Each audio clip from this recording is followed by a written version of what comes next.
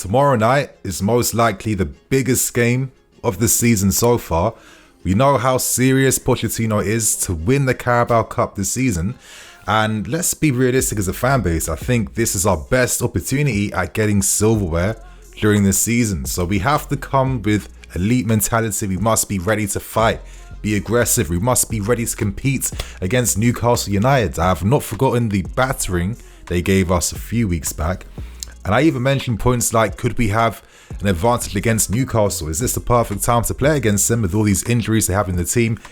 It made no difference. And against a team like Newcastle, you must compete on the field on the day if you hope to get through and to progress. So fingers crossed the boys are ready for tomorrow. Fingers crossed they're feeling the energy. Fingers crossed that they're ready to compete. Now, they do have some injury scares. Of course, guys like Jolinton, Isak, Cher and Trippier might not be taking part tomorrow. That's a small little bonus if that's the case. Could we see the return of Lewis Hall? Now, technically, he can play against us in the Carabao Cup. Now, it's fully dependent on whether Eddie Howe decides to select him, of course. But there was some news that was confirmed by Matt Law surrounding what was going on with Lewis Hall and his obligation in the loan deal, which should make his transfer mandatory at the end of the season. And as we learned, there's no clauses in the contract which determine that he must play a certain amount of games for Newcastle before that loan deal becomes a permanent. The rumours are that there is a clause which dictates that if Newcastle finish in a decent position in the league, there is an obligation for them to buy Lewis Hall outright. So I'd imagine that we would really want that 30 million from Lewis Hall's sale to help us in terms of revamping and rebuilding this team. But I think one familiar face we should expect to see is Livramento, who's doing very impressive things this season at Newcastle. Newcastle are ready. Eddie Howe was very positive and optimistic about their chances playing against us. And I'm bringing up this point so you can realize, both teams are going to be fighting tomorrow to try and progress and get through to the semi-final of the Carabao Cup. So let's hope tomorrow, my friends, we can make it 2 home wins on the bounce. 2 wins on the bounce. Let's hope we progress through. We have players returning back now. We have a good performance we can build up from. And my friends, as I said, this is probably our best opportunity at securing silverware and success for this season. So today, my friends, I'll break down team news, press conference key points and predicted lineups. So hit that like button and only hit the like button if you feel like we're going to win. Only good vibes, good luck. I'm very superstitious, so only hit the like button if you think we're going to win. So without wasting any more time. So let's get straight back to team news. And the good news that we can report is the fact that Madueke now has returned back to full team training and he should be in selection for tomorrow's game. So hopefully he comes off the bench, has an impact and does something. And, on top of that too, we learned today in reports that the club aren't looking to sub Madueke either on loan or a permanent sale. Obviously, our sporting directors were the ones to really co-sign the signing. Alongside Graham Potter last season, they have big hopes around him and he has had a lot of injuries. So this is encouraging news. Hopefully this means that he gets more opportunities.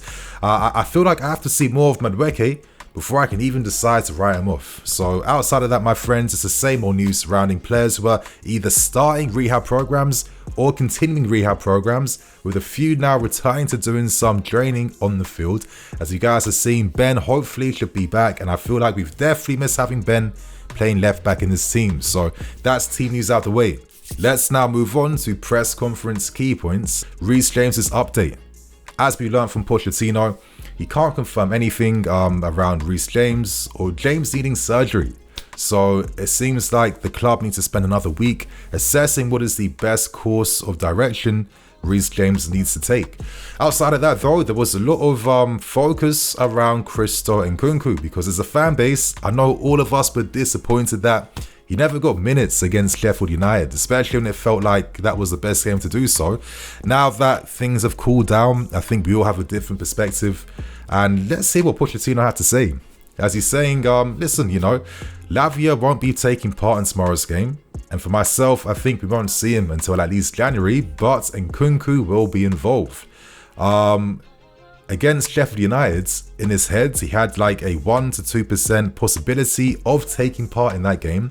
Obviously, when we were 2-0 up like a few minutes ago, Poch was thinking to himself, there's no need to take any risk. I'd rather take a few more days for Nkunku to build himself up, have a few more training sessions and get him ready for the game against Newcastle, where Pochettino confirmed that Nkunku should get around 20 minutes against Newcastle. So that should confirm that finally we are set to see Christopher Nkunku playing his first minutes of this season.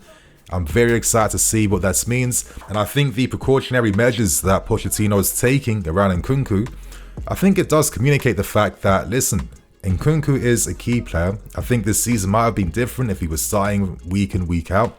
And there's a pressure for Pochettino to succeed. So he wants to make sure that his best possible weapon and talisman is going to be available. And he isn't like stressing him before he's fully fit and ready to come back. And knowing how superstitious Pochettino is, unless he feels in his gut that Nkunku is ready to play, then he won't even think about using him. And to be fair, I can respect that. So listen, in terms of Nkunku solving our issues up front, Poch did mention that during pre-season, I use him in many different combinations. He can play as a 7, a 9, a 10, and an 11. Obviously, my strikers are Jackson and Broja. He reiterated that fact in the press conference, but Nkunku is someone that can combine in many different ways in this team. In my opinion, I think he'll be seen as a 10. I think that makes more sense, but it's nice to know that we'll finally see Nkunku playing against Newcastle tomorrow. So my friends, to end with the final key point from the press conference, of course, there was much significance placed around winning the Carabao Cup. Winning the Carabao Cup. We've known this since the start of the season that this was the objective the team had set to make sure they got correct. And I can understand why. As he said, we haven't lifted the cup since 2015.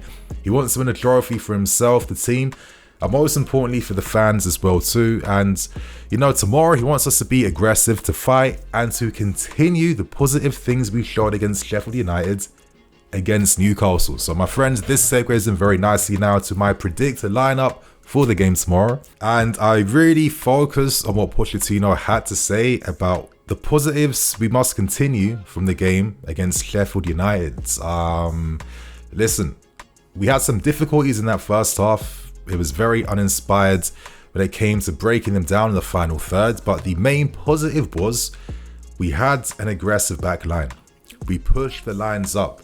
By pushing our defensive line up, it allowed us to squeeze the pitch in Sheffield United's half, and it meant that anytime there was counter-attacking possibilities, we were nullifying that. Having Gallagher, having Caicedo, having the back four closer to them as well too, to deal with any threats in behind.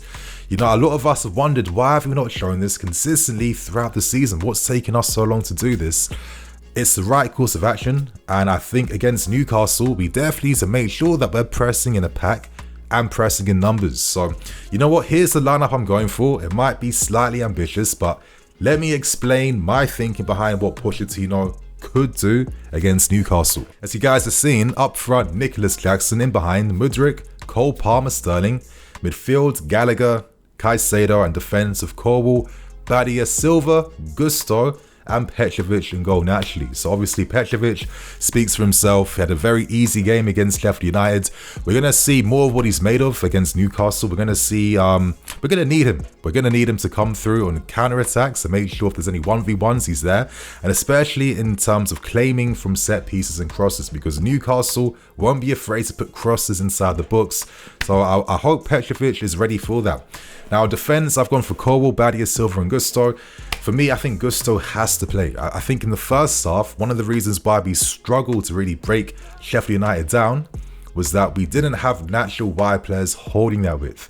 And until Pochettino made those second half changes of moving Sterling central alongside Jackson and having Cole Palmer on the right hand side, we finally had balance and we could finally connect attacking players and the striker into the game. So my thing is, the first half could have worked if we had a natural wide fullback holding the width there. And I think this is what Gusto is perfect at doing. If Gusto is holding the width, this then means that Raheem Sterling, in my opinion, can make those central runs, can play closer to Nico Jackson, can move infield more, which allows Cole Palmer then to drift a bit wider. And it opens the game up for Palmer because now he can play balls in behind, play balls over the top to find someone, making an overlapping run. I think that was definitely missed, as Pochettino said in the post-match interview after that win against Sheffield United. Listen, in the first half, we were putting too much pressure on Levi Cole and Disasi to be those wide guys. You know, our team needed that. So I think we need to see a natural fullback against Newcastle, and that has to be Gusto. It's an attacking lineup, but I think this explains why Caicedo and Gallagher are your generals in midfield, basically, you know, eating the yards up, competing for 50-50s, pressures in Newcastle's half. We need that. It's no insult on Enzo Fernandez. I'm picking this team based on what we need against Newcastle. He can come on in the second half. He doesn't have to start. I think in the meantime, the balance that you naturally need from having a very offensive attack, I think with a team like us who aren't really winning, there's no need to take any unnecessary risks. So let's just stick with using this pivot again. And I'm sure Enzo will come on as the game goes on, or he'll come on to make it like a 4-3-3 in my opinion. If you want to win knockout round games of football, there has to be equal parts risk and reward. I think you need the risk in terms of having your attacking players on the field. I think when you use like a midfield three of Gallagher, Enzo and Caicedo, I tend to see there's no support or proper link up with Nicholas Jackson or whoever's playing up front. I've seen that Enzo is told to play a little wider when he plays in the midfield three. I think that is not the best way to use him, in my opinion. We don't utilize his skills on the ball. And I just think that it would be a mistake to start with using a 4-3-3 because I don't want to see a disconnected attack. I like the fact against Sheffield United, we were seeing Palmer having options to play to. We saw Nicholas Jackson have more freedom in the second half because Raheem Sterling was close to him.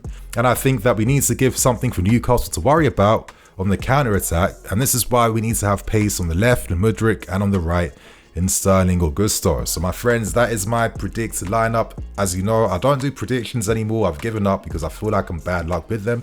So that's going to be the end of the video. So I hope you guys enjoy.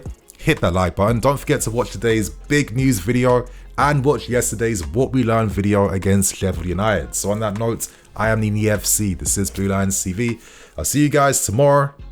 Cool.